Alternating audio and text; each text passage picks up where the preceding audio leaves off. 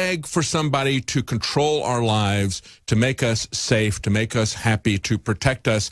And we feel like we're going to be able to get that if we somehow trade in our freedoms. How do you address that to people? Is that what you see in America? I mean, that's what I see amongst my American friends, is that they're just so willing to give up their freedom. They treat it so cheaply because they've never truly been deprived of it. They don't understand.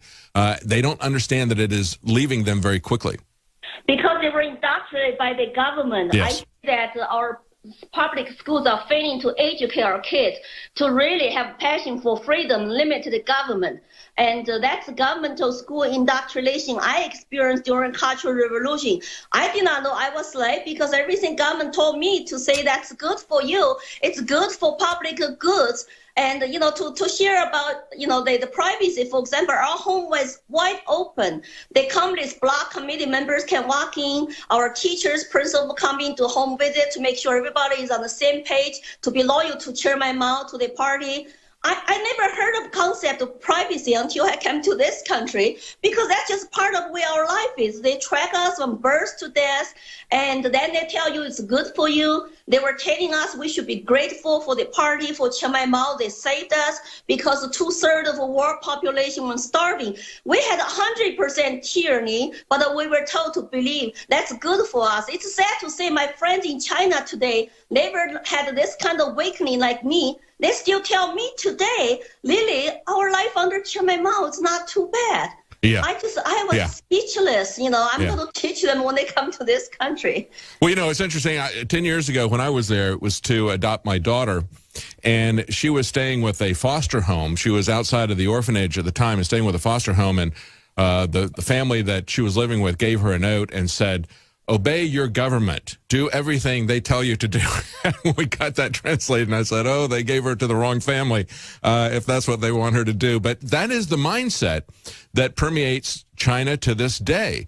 And as you pointed out, they do that through education. We've seen that. We understand that was the design of Plato and the Republic. He said, if we're going to have a strong state, we need to get the kids away from their families. They don't need to know. We need to make sure that they don't even know who their parents are, that the only loyalty that they have, the only family that they know is the state.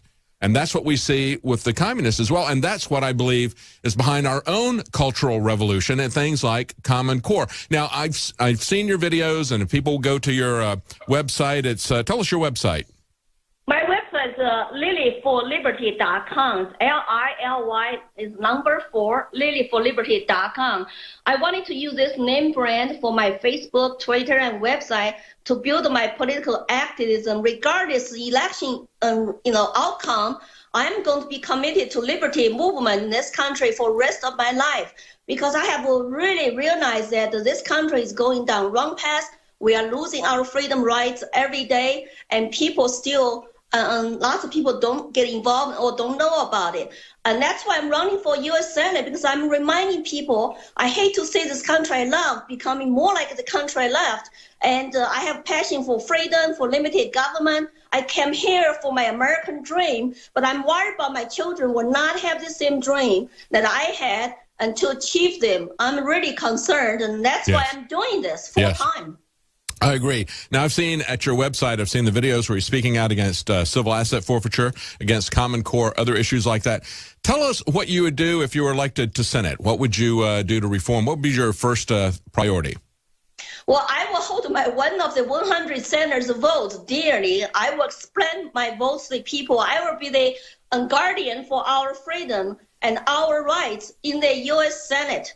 And I tell people that some people get elected and say whatever to go there, then they sell us out. What I will do, because exactly I despise those kind of politicians. If I go there as a first constitutional libertarian, I'm going to shake up the status quo. I'm going to expose the corruption. I'm going to expose the crony capitalism. I may not get important committee positions, but I sure will tell people what's going on in Washington and explain my every vote. I will always vote for more freedom and less limited government. And if that's the way it is, people say, oh, you're not going to get any powerful positions there. That's fine. I'm going to let my voters decide if I'm doing a good job for their freedom, their rights or not. Well, I've seen, and we've all seen many times, how just one person in the Senate can make a huge difference. We had Ron Wyden, with whom I have very little agreement on most of the issues, but he stood up and exposed the lies of James Clapper and the NSA. He put him in a position, asked him a question, and you saw James Clapper lie about surveillance, and then right after that, the Snowden leaks came out. So it's very important for us to have somebody with integrity, somebody with the right values in the Senate to see what's going on, to be a whistleblower. Tell us, though, something like Common Core, for example. We know how that is being used to manipulate, to engineer our society, to engineer our children, to dumb them down deliberately. We've had books written about that. Charlotte Iserbyt, Phyllis Schlafly wrote a book at the beginning of the Reagan administration, talked about the deliberate dumbing down of America. Now this is it in spades, Common Core. But they not only do they make sure that Johnny can't read or write, they also make sure that he is filled with their social agenda. That's where the social justice warriors come from, that sort of thing. What would you do to stop that? The root of the problem is not just Common Core, whatever other name they use, No Child Left Behind. The root of the problem is, we let the federal government taking over education, taking over our classrooms, our parental rights, our choices. I would like to sponsor, if I could, a first bill just to defund the Department of Education. Reagan tried that, did not make successful, and that's my top issue. The education is dear to my heart, top issue. To get rid of federal government interference in our education, get rid of indoctrination, get rid of data mining of our children, is to defund Department of Education. And for every 11 cents they give to us at local level, state level, we have to spend 50 cents to comply with their mandate. So you cannot really trust and take so-called evil's money. It comes with all these strings attached. Oh, yeah. People need to wake up. I tell my Democrat friends, teachers who love teaching, I tell them, do you want to become Chinese teachers that the federal government, central government tell you how to teach, what to teach test? You lose your autonomy. But don't vote for them, Democrats, anymore. You need to demolish Department of Education so you can have more control at local level. That's right. Yes, absolutely.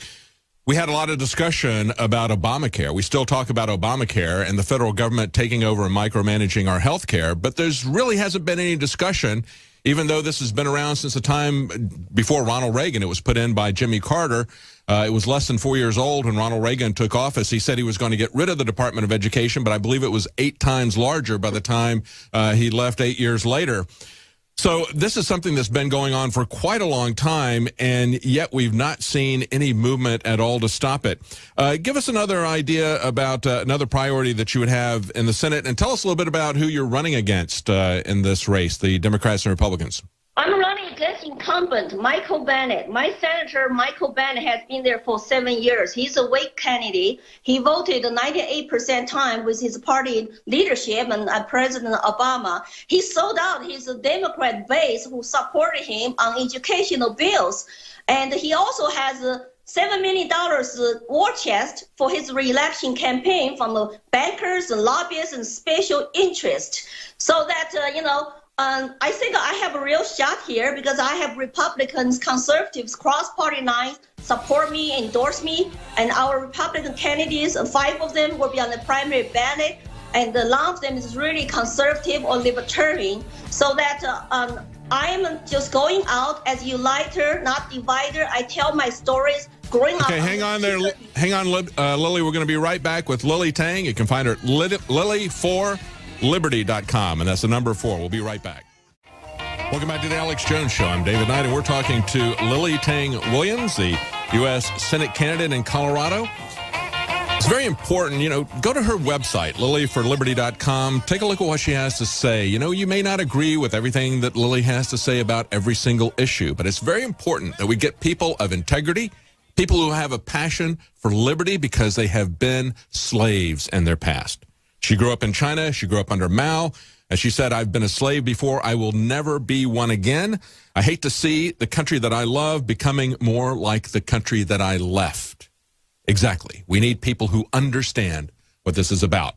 We don't need to agree with any candidate, and you never will agree with any candidate 100%.